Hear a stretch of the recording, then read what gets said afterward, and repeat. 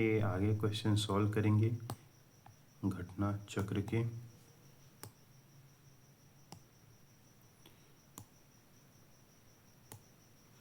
पहला क्वेश्चन है, निम्नलिखित में से कौन सा भारतीय संविधान का दर्शन नहीं है?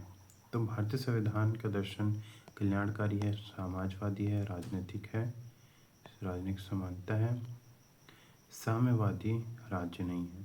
भारतीय संविधान में कल्याणकारी राज्य, समाजवादी राज्य, राजनीतिक समानता, धर्मनिरपेक्षता, लोकतंत्रात्मक गणराज्य आदि दर्शनों को आत्मसात किया गया है, किंतु साम्यवादी राज्य के दर्शन का उल्लेख संविधान में नहीं किया गया है।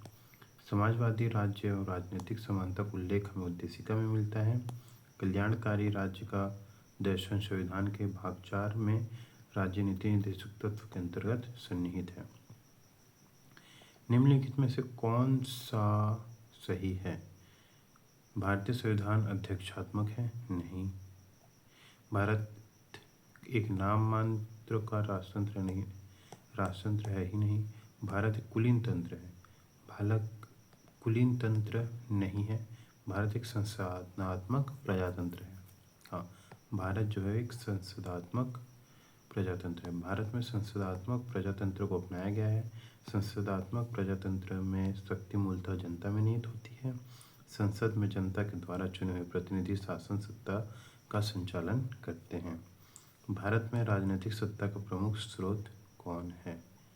भारत में राजनीतिक सत्ता का प्रमुख स्रोत जनता ही होगी, ना संविधान होगा। राजनीतिक सत्ता के लिए संसद नहीं, राष्ट्रपति नहीं। भारत में राजनीतिक सत्ता का प्रमुख स्रोत देश की जनता है, क्योंकि भारत का संविधान आरंभ होता है हम भारत के लोग। साथ ही भारत एक लोकतंत्रात्मक राज्य है, अर्थात भारत में राज सत्ता जनता में निहित है।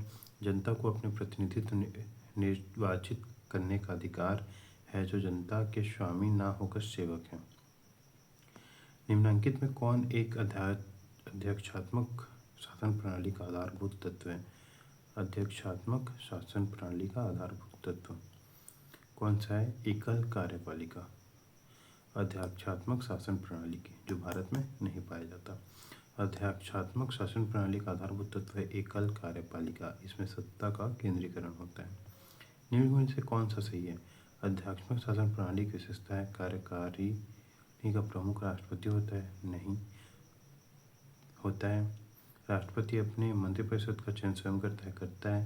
राष्ट्रपति व्यवस्थापिका को भंग नहीं कर सकता। राष्ट्रपति व्यवस्थापिका को भंग नहीं कर सकता, ये भी सत्य है।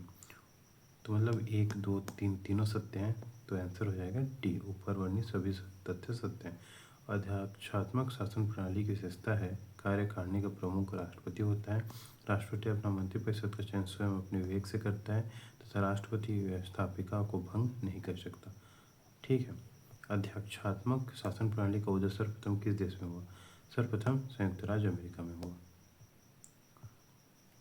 भारत में प्रजातंत्र किस तथ्य पर आधारित? इस तथ्य पर आधारित है कि संविधान लिखित है? नहीं। प्रजातंत्र किस पर आधारित है? यहाँ मौलिक अधिकार प्रदान किए गए हैं, जनता को सरकारों को चुनने और बदलने का अधिकार प्राप्त है, इसी के आधार पर यह प्रजातांत्रिक देश है। भारत में प्रजातांत्रिक तथ्य इस बात पर आधारित है जनता को सरकार चुनने और बदलने का अधिकार है, अर्थात जनता अपने मतदान के अधिकार के द्वारा प्रतिनिधियों का चुनाव करती है और ये प्रतिनिधि शासन सत्ता का संचालन करते हैं। जब ये प्रतिनिधि जनता के कल्याण एवं शासन सत्ता संचालन उचित तरीके से नहीं करते, तब जनता चुनावों के माध्यम से सत्तारूढ़ दल को पराजित कर हटा देती है। लोकतंत्र का आकृष्ट गुण यह है कि वह क्रियाशील बनाता है साधारण पुरुषों एवं महिलाओं की बुद्धि और चरित्र को, कार्यात्मक नेतृत्व को सशक्त बनाने वाली पद्धति को। लोकतंत्र की उत्कृष्ट गुण यह है कि वह क्रियाशील साधारण पुरुषों और महिलाओं की बुद्धि और चरित्र को बनाता है।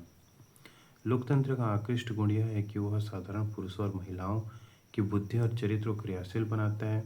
लोकतंत्र में सामान्य नागरिकों के समुदाय में पर्याप्त भागीदारी की अपेक्षा होती है। एक अच्छे नागरिक की सक्रिय भागीदारी स्वस्थ समाज के निर्माण के लिए महत्वपूर्ण है। चूँकि लोकतंत्र को अच्छे नागरिक की जरूरत होती है, इसलिए वह अच्छे व्यक्ति का विकास करता है। लोकतंत्र नागरिकता एक बौद्धिक कार्य है जिसमें आम लोगों को राजनीतिक मुद्दों और उम्मीदवारों के बारे में निरंतर निर्णय लेने की जरूरत होती है। इन निर्णयों के लिए नागरिक एक दूसरे से बात करते हैं, एक दूसरे से सीखते हैं और अपनी बुद्धि का विकास करते हैं। भारत एक गणतंत्र है। इसका अर्थ है सभी मामलों में अंतिम अधिकार जनता के पास है। भारत एक संसदीय शासन नहीं है। भारत में वंशानुगत शासन नहीं है। गणतंत्र है, इसका मतलब यह है कि भारत में वंशानुगत शासन नहीं है। भारत एक गणतंत्र है जिसमें अंतर्निहित है राज्य का अध्यक्ष निर्वाचित होगा। यही है गणतंत्र होने का। देश स्वतंत्र है। देश में जनतंत्र व्यवस्था की सरकार है। देश में अंतिम सत्ता संसद के पास है। तो क्या हो जाएगा, राज्य का अध्यक्ष निर्वाचित होता है। निम्नलिखित में से किसके विनिर्धारित होता है किनसे निर्धारित होता है कि भारत का संविधान परिसंघीय है? केंद्र और राज्यों के बीच शक्तियों के वितरण से। कोई राज्य संघात्मक है या एकात्मक या संविधान द्वारा संघ और राज्यों के मध्य शक्तियों के विभाजन के आधार पर जाना जाता है। यदि संघ और राज्यों के मध्य शक्तियों का विभाजन है तो उस राज्य को संघीय राज्य कहा जाता है। भारत का संविधान परिसंघीय है क्योंकि केंद्र और राज्यों के बीच शक्तियों का वितरण किया गया है। भारतीय संविधान कैसा है? ना अंशतः कठोर और अंशतः लचीला।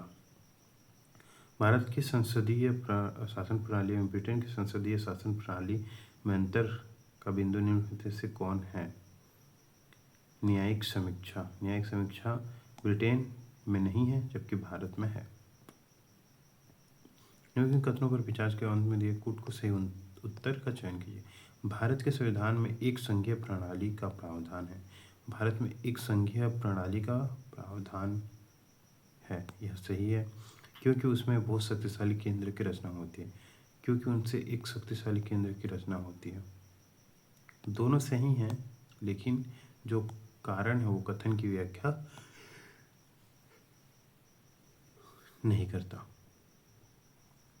कथन है भारत में संघवादिता व्यवहारिक है क्योंकि भारत एक संघीय राज्य नहीं है।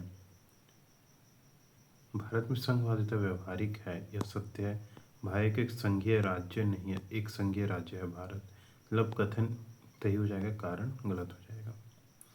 भारतीय राज्य व्यवस्था में निम्नलिखित में से कौन सी अनिवार्य विशेषता है जो दर्शाती है कि उसका स्वरूप संघीय है? न्यायालय एवं न्यायालय की स्वतंत्रता सुरक्षित है। यह बताती है कि भारतीय राज्य व्यवस्था एक संघीय है न्यायालय की स्वतंत्रता के कारण। निम्न में से कौन एक भारत के संविधान का संघीय लक्षण नहीं है? संघीय लक्षण कौन सा नहीं है? केंद्र एवं राज्यों के बीच शक्ति का बंटवारा, यह संघीय लक्षण है। पूर्ण रूप से लिखित संविधान, यह संघीय लक्षण है। स्वतंत्र न्यायपालिका, यह भी संघीय लक्षण है। एक हरी नागरिकता, यह संघीय लक्षण नहीं है।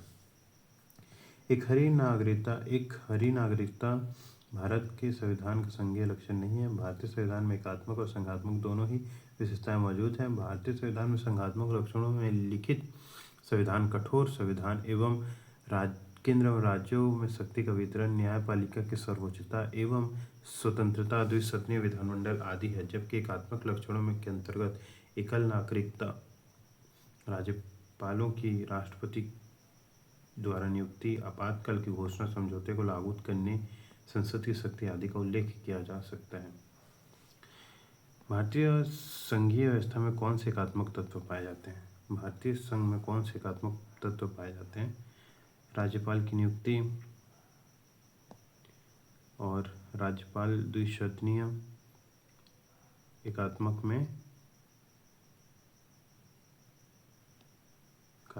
एकल नागरिकता, राज्यपालों की नियुक्ति, आपातकाल घोषणा, समझौते आदि लागू कराना।